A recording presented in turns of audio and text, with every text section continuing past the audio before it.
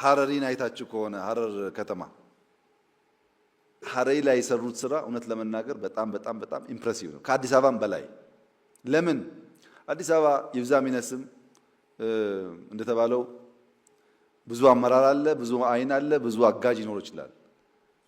እነሱ በራሳቸው አቅም በሌለ ሪሶርስ ያንን ህዝብ አንቀሳቅሰው ያስገኙት ውጤት ለብዙዎቻችሁ ትምህርት ይሆናል። ሐረሪ ተለውጦ አሶሳ ወይም ቦንጋ ወይም ጋምቤላ ባይለወጥ እውነተኛ ልብ ያለው ሰው መገምገም ነው።